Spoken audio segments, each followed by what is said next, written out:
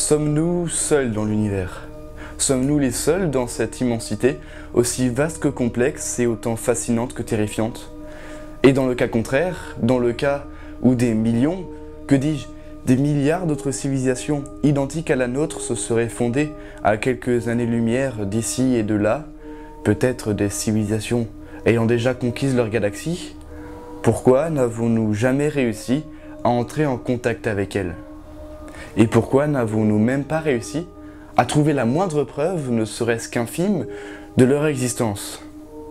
Nous ne savons rien. Voilà beaucoup de questions, des questions rhétoriques, car je connais la réponse, et vous la connaîtrez dans 5 minutes.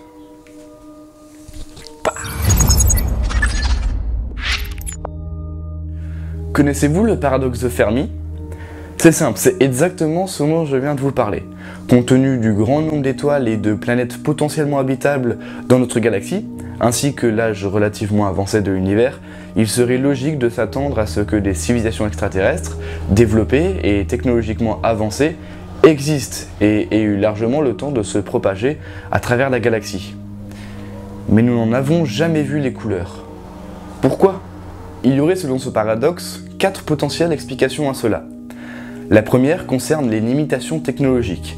Les civilisations extraterrestres avancées pourraient avoir développé des technologies qui nous échappent encore. Ils pourraient utiliser des méthodes de communication ou de voyage interstellaire que nous ne sommes pas encore en mesure de détecter ou de comprendre.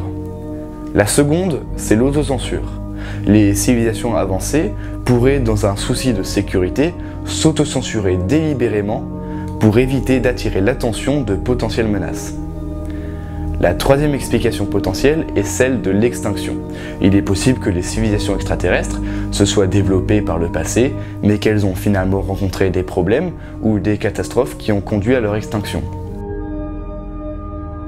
Et enfin, la quatrième explication potentielle est celle de la rareté de la vie. Une possibilité est que la vie soit extrêmement rare dans l'univers, et que nous soyons peut-être la seule civilisation technologiquement avancée. Cela pourrait être dû à des conditions spécifiques requises pour l'émergence de la vie.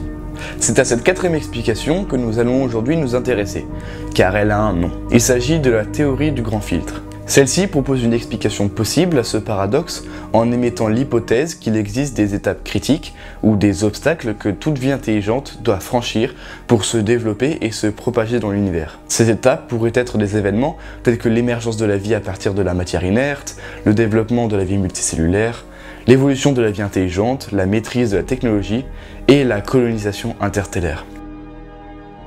Cette théorie a été mise au point par le philosophe et économiste suédois Nick Bostrom en 1998. Bostrom identifie 9 étapes cruciales dans le développement d'une civilisation qui pourrait être le grand filtre. La formation d'une planète à la distance adéquate d'une étoile moyenne, l'apparition d'une molécule capable de se reproduire, la formation des premières cellules, le développement des cellules complexes à structure interne, l'apparition de la reproduction sexuée, la mise en place des systèmes multicellulaires, l'évolution de la vie intelligente et de la pensée, le développement technologique, et enfin l'expansion vers les étoiles et la colonisation de la galaxie. L'absence de détection d'une civilisation extraterrestre indique qu'une ou plusieurs de ces étapes sont très improbables. C'est le grand filtre. Un obstacle insurmontable, ou pratiquement insurmontable, qui empêche le passage de la matière inerte à une civilisation galactique. La question fondamentale qui se pose alors est la suivante. Pour l'humanité, le grand filtre se trouve-t-il dans le passé ou le futur? Est-ce que le grand filtre est une étape que la Terre a réussi à franchir, ou est-il un obstacle qui nous empêchera de nous répandre dans la galaxie? Le premier scénario indique que le grand filtre se situerait dans notre passé. Ce serait donc une étape, une épreuve que notre civilisation aurait déjà surmontée. Étant donné que notre civilisation se situe ici, cela voudrait dire que le grand filtre se situerait ici. Si le grand filtre est situé dans notre passé, cela signifierait que la probabilité qu'une civilisation technologiquement avancée émerge est extrêmement faible. Nous pourrions être l'une des rares, voire la seule civilisation dans toute la galaxie à avoir franchi cette étape. Cela expliquerait pourquoi nous n'avons pas encore détecté de signes de vie extraterrestre, car il y aurait très peu d'autres civilisations dans l'univers. Le second scénario indique que le grand filtre est dans le futur. Dans ce scénario, le grand filtre représente un obstacle que nous n'avons pas encore rencontré, mais qui pourrait nous menacer à l'avenir.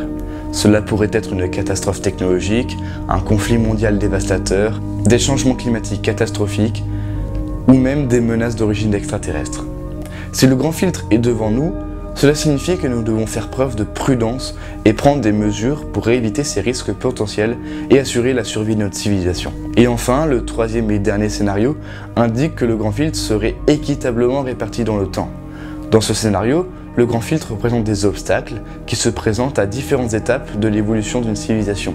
Cela signifierait qu'il y a des défis significatifs à chaque étape de développement technologique et que la plupart des civilisations échouent à les surmonter.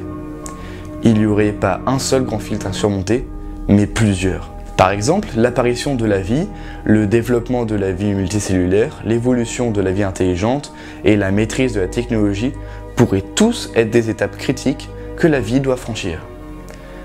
Si chaque étape est extrêmement improbable, cela expliquerait pourquoi les civilisations avancées sont si rares dans l'univers. Il est essentiel de noter que ces trois scénarios ne sont que des hypothèses et que la théorie du grand filtre reste largement spéculative. Il se peut que nous ne disposions pas encore de suffisamment d'informations pour déterminer avec précision où se trouve le grand filtre. Cependant, en explorant ces scénarios, nous sommes incités à réfléchir sur notre propre évolution et nos choix en tant qu'espèce et les défis auxquels nous pourrions être confrontés à l'avenir. Voilà, c'est la fin de cette vidéo sur laquelle j'ai mis beaucoup de temps à travailler. J'espère que je vous ai appris quelque chose et que ça vous a plu. Si c'est le cas, n'hésitez pas à me le faire savoir. Moi je vous laisse, on se retrouve la prochaine fois pour une prochaine vidéo. Ciao tout le monde, portez-vous bien.